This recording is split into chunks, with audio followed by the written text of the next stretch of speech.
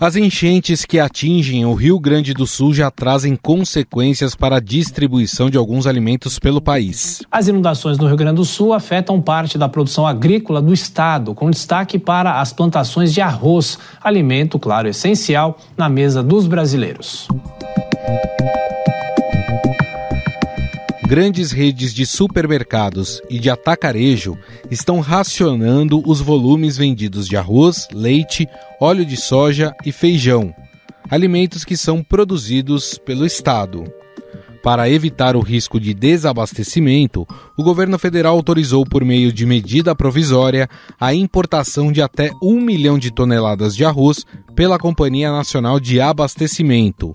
O Rio Grande do Sul é um dos principais produtores do grão no Brasil, responsável por 70% da safra nacional. A Conab, a Companhia Nacional de Abastecimento, foi autorizada a importar 1 milhão de toneladas de arroz ao longo deste ano durante leilões. Nesse primeiro lote serão beneficiados pequenos varejistas e também órgãos de segurança alimentar das regiões metropolitanas de São Paulo, Minas Gerais, Rio de Janeiro, Pernambuco, Pará e Ceará.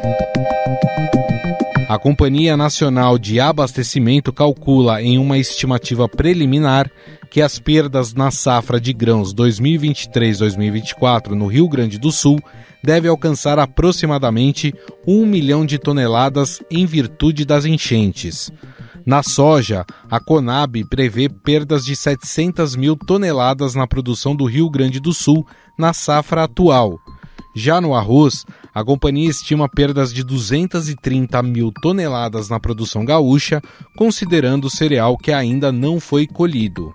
O ministro da Agricultura e Pecuária, Carlos Fávaro, disse que o governo não pensa em concorrer com os produtores de arroz do Rio Grande do Sul, ao importar o produto para evitar especulação de preços. É um estado muito importante na produção de alimentos, que tem a sua infraestrutura, inclusive interna das propriedades, muito abaladas e que precisa uma atenção especial para reconstruir a condição de produzir, mas as medidas serão tomadas para que o produtor gaúcho sofra o minimamente possível em função desse desastre. A Conab informou que o arroz que o governo importará chegará ao consumidor brasileiro pelo preço máximo de R$ 4,00 o quilo. Essa importação deve ocorrer de países do Mercosul, como Argentina, Uruguai, Paraguai e Bolívia.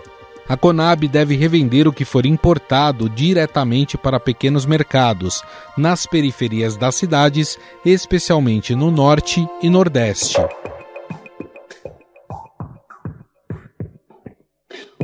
O preço do item já tem subido no atacado. Segundo o Centro de Estudos Avançados em Economia Aplicada, de abril até a semana passada, o valor da saca de 50 quilos subiu de R$ 105,98 para R$ 110,23. Segundo a Federação das Associações de Arrozeiros do Rio Grande do Sul, as importações vão pressionar os preços, desestimulando produtores gaúchos na próxima safra.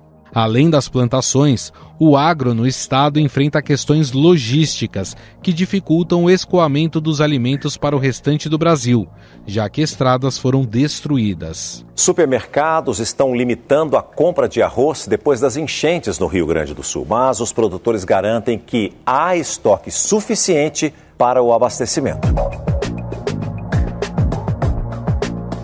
Mesmo assim, representantes dos setores de produção e venda do alimento ouvidos pelo Estadão descartam a possibilidade de desabastecimento e afirmam que não é preciso fazer estoque. O presidente da Federarroz, Alexandre Velho, afirmou que até o momento foi feita a colheita de 83% da safra. Embora a gente tenha este grande problema com relação à colheita do que falta, digamos assim, nós temos aí plenas condições de afirmar que nós não temos problemas com relação ao abastecimento do mercado interno. Nós temos sim um problema de logística momentaneamente, principalmente a ligação com o interior do Rio Grande do Sul. Quem também garantiu que o risco de desabastecimento do arroz e soja é zero foi o economista-chefe da Federação de Agricultura do Estado do Rio Grande do Sul, Antônio da Luz. A decisão de consumidores de fazer um pequeno estoque por precaução é exatamente o que a Associação Brasileira de Supermercados quer evitar. Um comunicado divulgado pela entidade recomenda que os consumidores não façam estoques em casa para que todos tenham acesso contínuo ao produto. Segundo a Confederação Nacional dos Municípios, os prejuízos causados pelas chuvas no Rio Grande do Sul no campo já ultrapassam R$1 bilhão. Os municípios gaúchos afetados pelos temporais desde o fim de abril já contabilizam mais de 8 bilhões e 900 milhões de reais de prejuízos financeiros. A agropecuária é o setor econômico privado com mais perdas levantadas, somando pelo menos 1 bilhão 374 milhões de reais.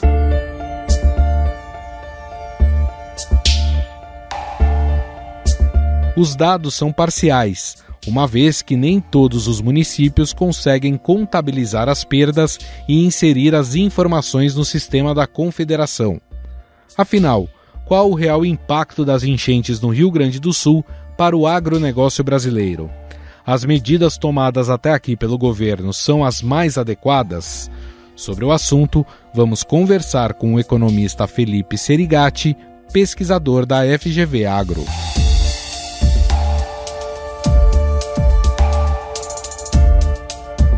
Tudo bem, Felipe? Como vai? Tudo bom, Gustavo? Como é que vocês estão? Tudo certo. Bom, Felipe, talvez a grande questão do momento e que está sendo muito debatido é em relação às consequências imediatas dessas enchentes do Rio Grande do Sul para o agronegócio brasileiro, principalmente do desabastecimento de alguns produtos como arroz e soja. Esse perigo, ele é real diante do que está acontecendo? Então vamos por partes aqui. Risco de desabastecimento, se existir, é marginal, tá? Não colocaria isso como cenário base em hipótese alguma. Principalmente para a soja, né? Vamos lembrar que das estimativas que foram apresentadas, né? Mesmo que a perda seja ali de 2, 3 milhões de toneladas de soja, né? A gente vai produzir esse ano ali 150 milhões de toneladas, não é um valor tão relevante assim. Além disso, diferente do que acontece no arroz, a soja a gente produz praticamente todas as unidades da federação, volumes distintos, óbvio, mas praticamente em todas as unidades da federação. Isso significa que mesmo aquele comprador que estava aguardando aquele produto que viria ali do Rio Grande do Sul, tem como obter esse produto, os canais logísticos permitirem, de outras unidades da federação. Então, soja, se tiver algum impacto, é impacto de preço e também temporário. Desabastecimento na soja não faz sentido, tá? Vamos falar agora um pouco do arroz, né? Também acho que risco de desabastecimento no arroz tende a zero, chega a ser praticamente nulo. Se houver, é algo incrivelmente pontual e temporário. Até mesmo porque, embora o Rio Grande do Sul seja de longe o principal produtor de forma individual, né, algo em torno aí de 70%, mas isso pode variar um pouco de safra para safra, boa parte da produção já foi colhida. O que se perdeu na lavoura ainda não está claro, tá? Mais do que isso, não está claro o que foi perdido daquilo que tinha sido colhido que estava ali nos armazéns. Mas acho que o ponto principal a ser questionado é a parte logística, tá? Então, daqueles produtos, mesmo que estão disponíveis, né? Como é que a gente vai fazer para acessá-los e a que custo, né? Porque a gente tem alguns canais logísticos que estão ou completamente ou parcialmente obstruídos. Óbvio, você vai encontrar rotas alternativas, mas essas rotas alternativas têm um custo maior, um custo de frete maior, e este em algum momento vai chegar no mercado, seja comprimindo a margem da cadeia, ou chegando mais caro para o consumidor final. De qualquer forma, deve chegar. Então, a gente não tem esse cenário de desabastecimento. Naturalmente falando, para o agregado Brasil, tá? Isso não vale quando a gente está falando para o Rio Grande do Sul, que eu acho que é o ponto principal ali dessa análise. É olhar o que está acontecendo dentro do Rio Grande do Sul para a população e para os mercados, para o mercado consumidor do próprio Rio Grande do Sul. Agora, esse problema logístico que você citou, ele é preocupante não só aqui pegando o arroz, mas também a todos os outros produtos ou as outras commodities que são produzidas ali no Rio Grande do Sul. E já há uma previsão de que vai se levar tempo para poder reconstruir estradas, enfim, principalmente as BRs, né, que são muito responsáveis aí pelo escoamento desses alimentos alimentos para o Brasil inteiro. Isso deve preocupar pelo fato do impacto que vai causar dos produtos estarem chegando com menor ritmo no restante do país? Então, vamos colocar isso, porque essa é uma via de mão dupla. Rio Grande do Sul, gente, é a quarta maior economia do país. Então, em termos de unidade da federação, né, em termos de PIB, né, em termos de volume de renda gerado, só fica atrás de São Paulo, do Rio de Janeiro e de Minas Gerais. É verdade, né, Rio Grande do Sul e Paraná são duas economias com uma dimensão muito semelhante, né? Aí quando a safra de um é melhor que a safra do outro, passa na frente, então eles ficam alternando, né? Quem é a quarta maior economia do país. Mas é isso, né? Rio Grande do Sul é a quarta ou quinta maior economia do país, ou seja, quarto ou quinto maior mercado consumidor. E existe um comércio muito forte entre as unidades da federação, tá? Então a gente está olhando muito o impacto que vai ter, então, para o Brasil, da falta, né, dos produtos produzidos lá no Rio Grande do Sul. A gente está deixando de lado um outro aspecto, que é ter um importante mercado consumidor lá embaixo, que é a região metropolitana de Porto Alegre, que está passando por problemas, que os canais logísticos estão obstruídos, não estão obstruídos só para o produto sair, mas também para produtos entrarem ali, que outras unidades da federação podem sentir impacto da ausência ou da obstrução daquele mercado consumidor. Colocando alguns números em cima da mesa, por exemplo, aqui o estado de São Paulo, onde eu estou conversando com vocês, ano passado registrou um superávit comercial com o Rio Grande do Sul de quase 40 bilhões de reais. Gente, 40 bilhões de reais é dinheiro pra caramba para qualquer unidade da federação. A gente, infelizmente, não consegue abrir esse número para saber quais são os segmentos que estão comercializando esses produtos com o Rio Grande do Sul,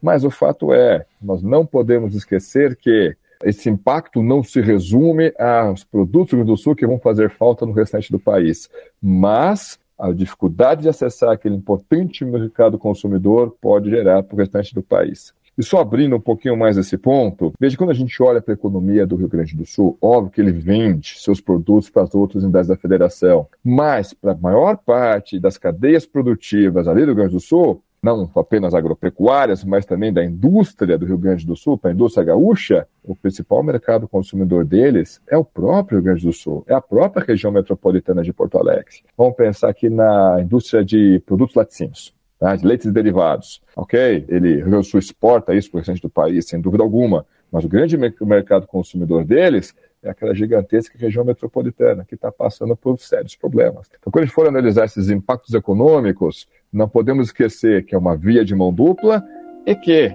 o principal impacto para a própria economia do Rio Grande do Sul, para os produtores do Rio Grande do Sul, para os ofertantes dali, é justamente as turbulências que têm causado problemas para você acessar e comercializar seus produtos na região metropolitana de Porto Alegre.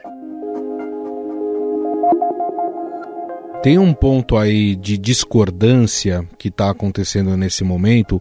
O governo anunciou, né, essa importação de até 1 milhão de toneladas de arroz de outros países, principalmente aqui do Mercosul.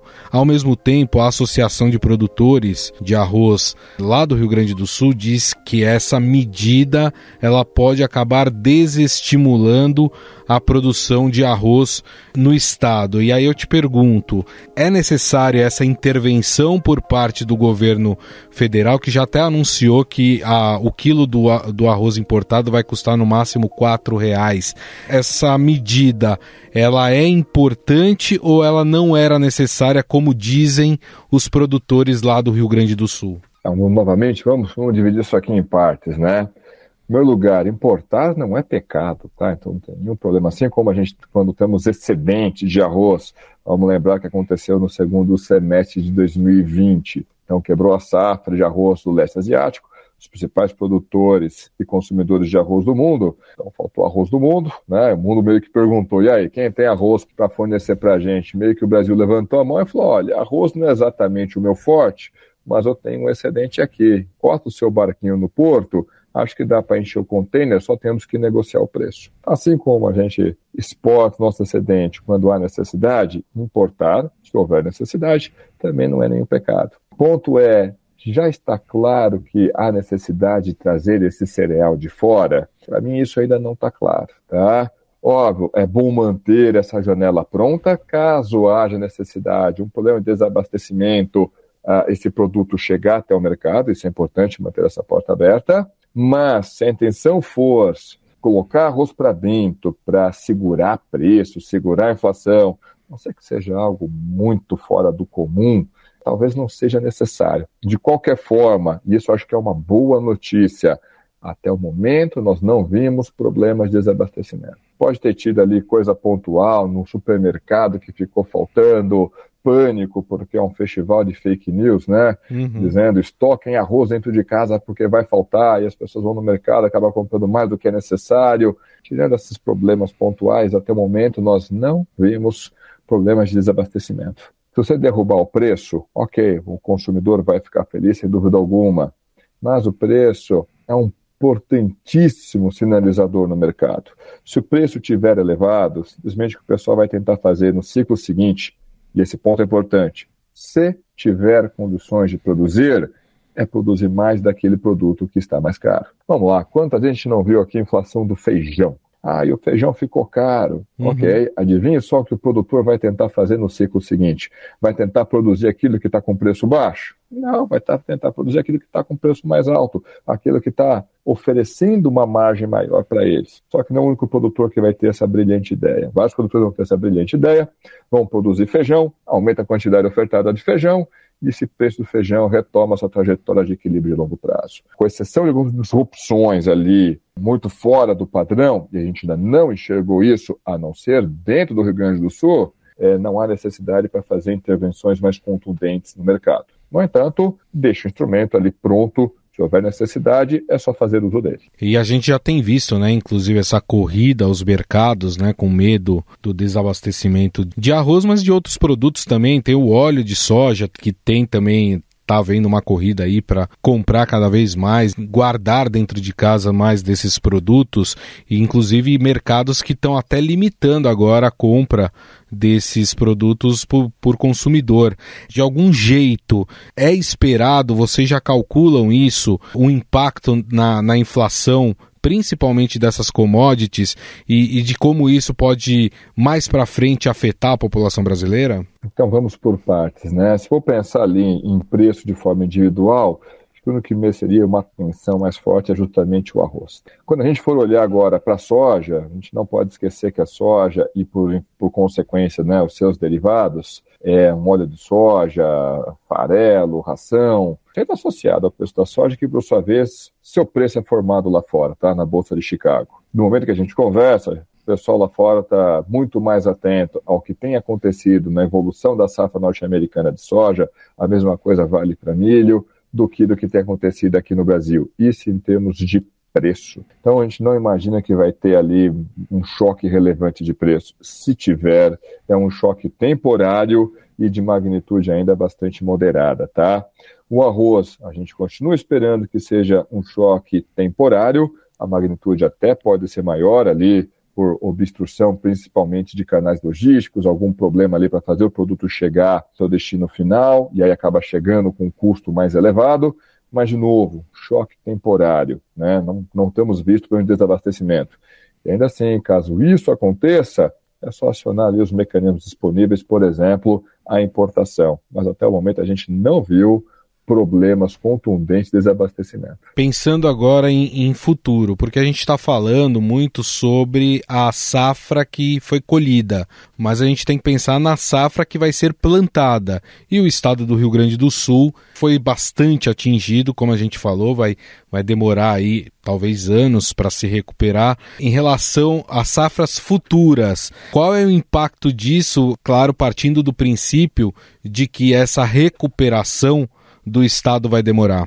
Pois é, e esse é o ponto principal. O ponto mais importante não é o impacto ali nesse agregadão chamado Brasil. O impacto desse agregadão Brasil, nossa percepção é que vai ser bem modesto, tá? O ponto que mais preocupa é o próprio Rio Grande do Sul, e não nem apenas ali pela questão humanitária, pela questão produtiva também. Gente, o pessoal teve perdas ali, produtores tiveram perdas, unidades industriais tiveram perdas, né? Esse pessoal vai precisar de recursos, vai precisar de financiamento, vai precisar de condições para que voltem a produzir. Você pode ter um choque agora na safra de arroz. Como é que a gente faz para que esse choque seja temporário? De outra forma, para que já no próximo ciclo esses produtores tenham condições de tocar a sua produção e aí normalizar o problema que tiver na oferta de arroz aqui dentro, justamente dando condições para eles. Esses mecanismos de ajuda, mecanismos de socorro, e aí, tá claro, vai fazer o quê? Vai colocar dinheiro no BNDES para que a capilaridade dos bancos consiga ofertar esses recursos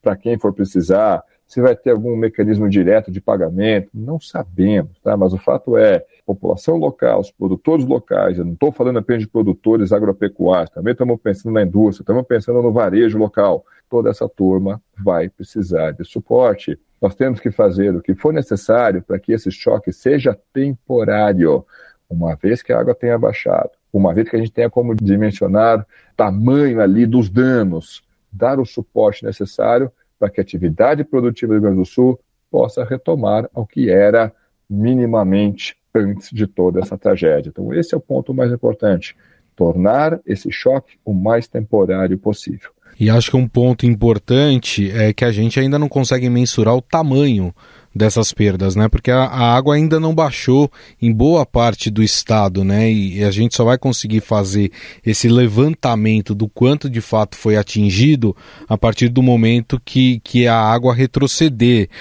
Mas já dá para a gente afirmar que a economia local ela vai ser muito mais afetada do que a economia brasileira em termos nacionais? Sem dúvida alguma, né?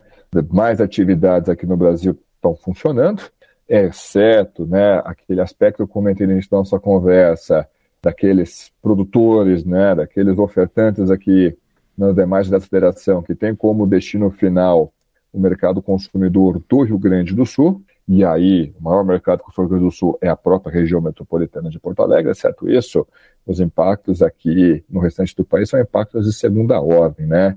O principal agora, de longe, é socorrer, não só pela questão humanitária, mas também pela questão econômica, o Rio Grande do Sul, de forma que esse choque seja o mais temporário possível. Perfeito. Bom, nós conversamos com o economista Felipe Serigati, ele que é pesquisador da FGV Agro, a quem gentilmente conversou com a gente aqui sobre esse assunto tão importante, não só para o Rio Grande do Sul, mas também para todo o Brasil. Felipe, queria te agradecer mais uma vez o espaço, muito obrigado pela entrevista. Eu que agradeço o convite e aproveito para desejar força para os nossos amigos lá do Sul. Estadão Notícias. O Estadão Notícias desta segunda-feira vai ficando por aqui. Contou com a apresentação minha, Gustavo Lopes, o roteiro, produção e edição são minhas, de Jefferson Perleberg, Gabriela Forte e Rebeca Freitas. A montagem é de Moacir Biasi. Mande sua mensagem ou sugestão para o nosso e-mail podcast@estadão.com. Um abraço e até mais.